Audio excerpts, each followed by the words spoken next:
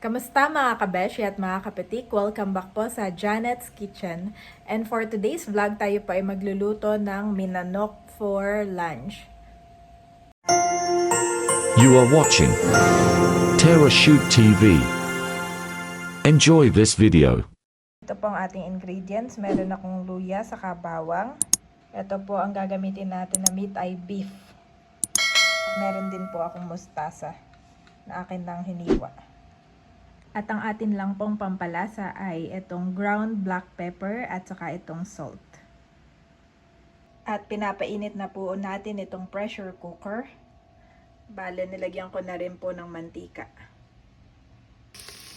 Ayan mga kabeshi, at nilagay ko na po itong luya at saka itong bawang. Dito po sa ating ingredients minanok ay wala po itong sibuyas.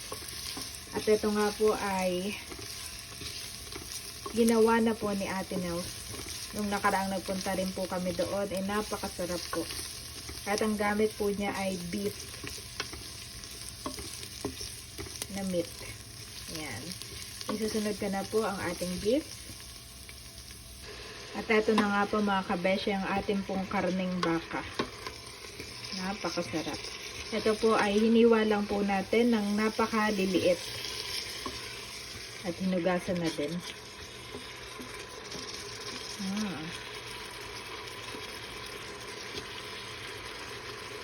Lalagyan ko naman po ito ng pampalasa na asin saka paminta. Ayan mga kabeshi, nalagyan ko na ng asin saka paminta. Grabe, nanunuot yung sarap. Beef pa lang ay naamoy ko na. At pagkatapos ay lalagyan na po natin ito ng sabaw, saka natin ipe-pressurize. Ayan, at nilagyan na po natin ng sabaw. At ito po ay tsak na magugustuhan ni Andres the Pogi. Kasalukuyan po siyang natutulog ngayon at katatapos lang niyang mag-photoshoot. Pagod na pagod po si Andres the Pogi. Ayan mga kabeshi, at tatakpan ko na po. And then, isa-set lang po natin itong pressure cooker natin for 30 minutes. At wait lang po tayo. At mamaya ay titikman na natin. At gusto ko lang po magpasalamat kay Ate Nels para sa recipe na ito. Nung natikman ko po talaga, sabi ko kay Ate Nels ay gagawa ako ng version ko dito sa Tagaytay. Minanok. At ayan si Andres ay kakagising lang, wala pa sa mood. Katatapos lang niyang magpa-picture sa daddy. At yun pong picture na yun ay gagamitin para sa kanyang invitation. Nung nakita ko si Andres nakatulog na, parang sabi ko, pagod na si Andres. Nahanap mo agad si Kulog. Ay, ayan po si Kulog, oh.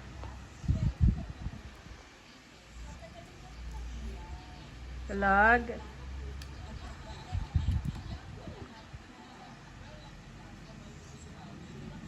Gwapong-gwapo ng si Kulog, oh. At si Kulog. Lagi kanyang binabantayan. At nagluluto ako ng minanok. Magugustuhan mo yun. Sarap yun. Madami ka nung nakain nung nagluto si Tita Nels.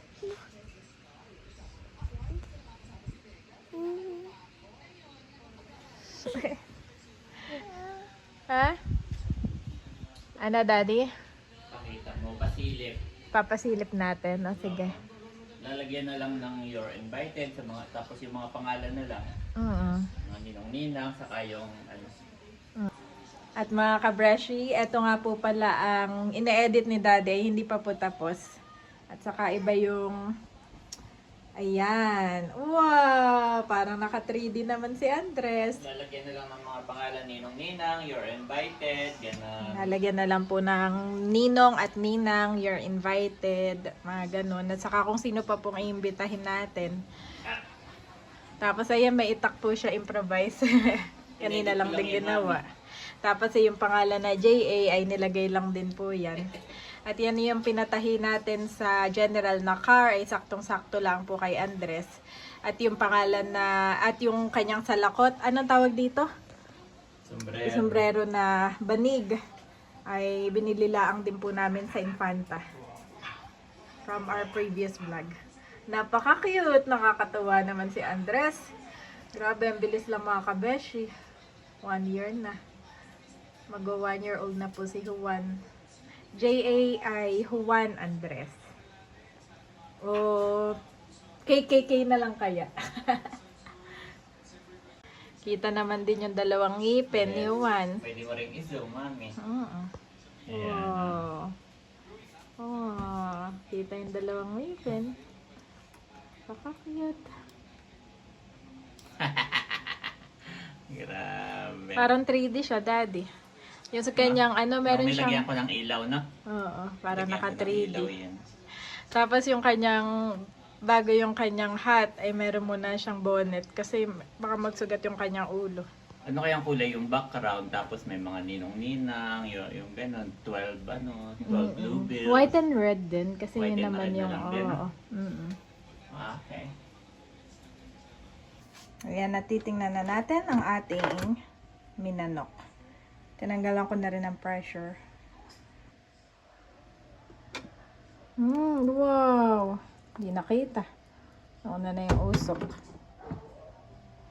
Wow! Bango! Ihahain na natin to mga kabeshi.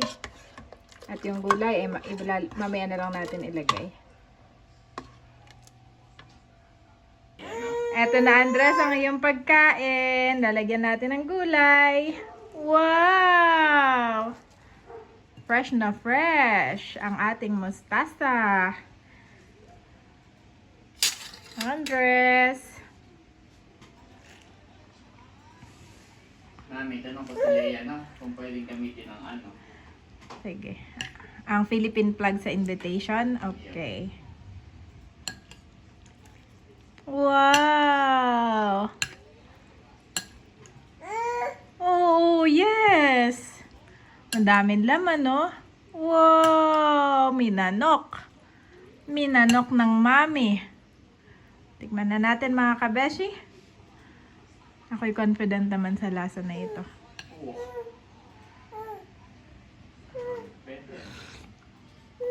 Sarap. Sarap talaga siya, daddy, itong minanok na baka.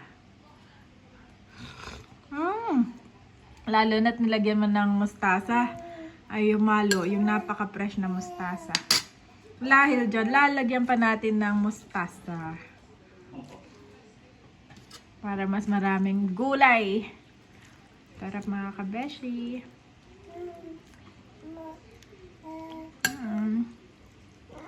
Ba. Masarap nga nito yung may piga din, daddy. Ala, hindi ako nakabili ng ano, mami. Kidja. Pero okay din kahit wala. Let's eat! Let's eat! Salamat po sa inyo, Ama. In Jesus' name, amen and Amen. Yay! Kahapon, ang ulam ni Andres ay tinolang manok. Parang nasa probinsya. Ngayon naman ay minanok. Favorite Dahil- niya. Obo! Ginaya ni mami. Naya pa, dad. Ang tanong, Aba, tikman mo. ay nabigyan kaya ng Alam mo yung aba natin na nagagaya na ni Andres. hustisya? Yes, Ang nabigyan. tanong, ay nabigyan kaya ng hustisya? Ay, ikaw makakasagot na yun. Siyempre, hindi ako yun. Dahil ako talaga nagluto. Siyempre, sasabihin ko, yes na yes. Correct, Andres. Pero amoy pa lang mami. Gawa ng lamig pati ng panahon ngayon. Yup. Sarap. Sarap ma, daddy. Sarap naman. Yup, sarap mami. Grabe, biglang Yup, ganun. malasa. Na? Ano lang yan? Asin saka paminta lang. Gulat ka? Lalo kung nilagyan mo ng nor cube beef. Oo. Mas malasa. Pero hindi ko na nilagyan. Para pwede kay Andres na. Malamig na naman. Nagugulat lang siya. At saka ang sarap ng paghilaw yung gulay. Sarap na. Crunchy. Ang pustaso kasi parang salad talaga. Tikman ko na nga rin. Na? Salad dito sa atin. Kapamilya niya yung mga lettuce. Feeling ko lang Kasi yung pecha, hindi mo pwedeng kainin ng hilaw. Grabe init. Sarap.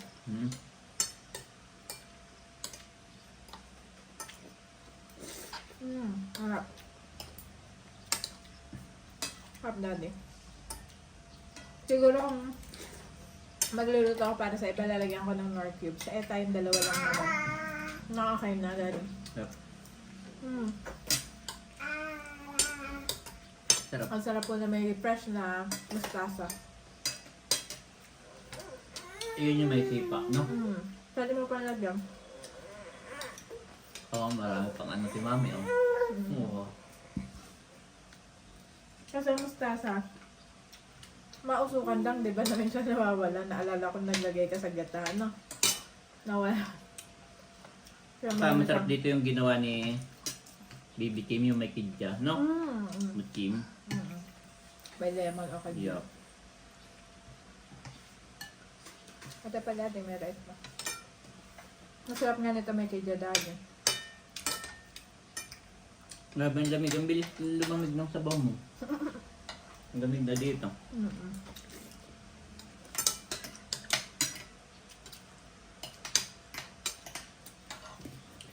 Kain po tayo.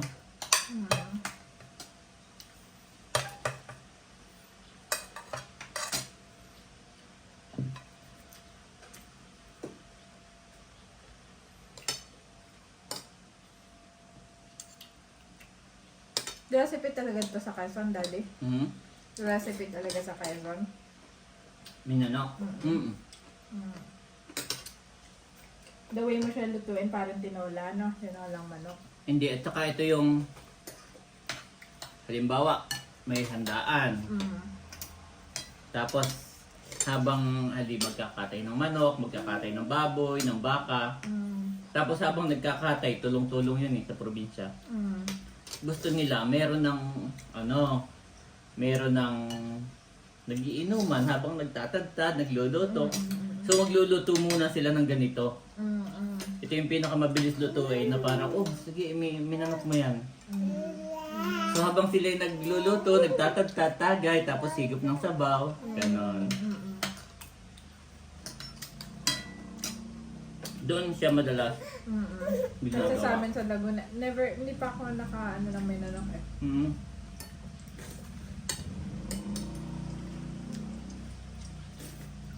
Saka akala ko manok. Yung niya pala beef, no? O pwede rin baboy, pwede rin. Yep, baboy. Kalabaw. Ay, hindi ko alam yung baboy pala. Basta kalabaw, no? Basta hindi siya manok. Tapos ang gagawin ng luto ay minanok. Bakit pwede sa probinsya nyo, ang daming kalabaw pero walang baka? So, Mas maraming kalabaw sa inyo. mas marami. Mas mura kasi. Kain ka pa. Di ba doon, bibili ka sa palengke, karning kalabaw. Pero baka wala masyado, di ba? Wala. Mas mura kasi yung kalabaw doon. Kumbaga, halos bawat pamilya nun, dati nun ewan ko lang ngayon.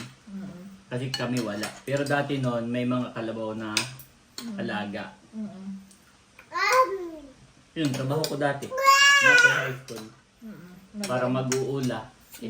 Ililipat mo ng ang tawag mag-uula. Maga 2 beses, tapos isa sa hapon. Umaga.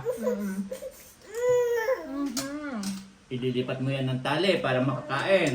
Para makain niya.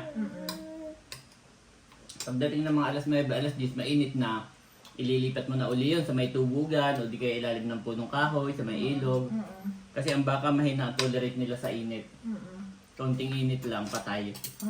Unlike ang baka, kahit iwan mo, Ang baka. kaya nila. Ang kalabaw mahina ang tolerate. Ang baka, kahit iwanan mo sa disyerto, kaya nila. Itong gusto na Andres. So ililipat ko yun kasi magagalit si tatay kapag kayo nakalimutan may patay. Tapos pa after nun, yun, uulam mo pa ng isa sa hapon. Tapos yun, nabukas na ulit. 3 times. Napakasarap na talaga dahil. I like. Kaya mura ang kalabaw kasi Maraming halos lahat may kalabaw. Yung baka dun, mahal. Kaya kakunti ang nag-ano dun. Nagkakatay. More on Batangas naman, no? Nakita mo na yung picture mo, Andres? Nakita na niya. Gusto ko pa. Ikaw, daddy, kasama ba? Ay, ayoko na. Ayoko na.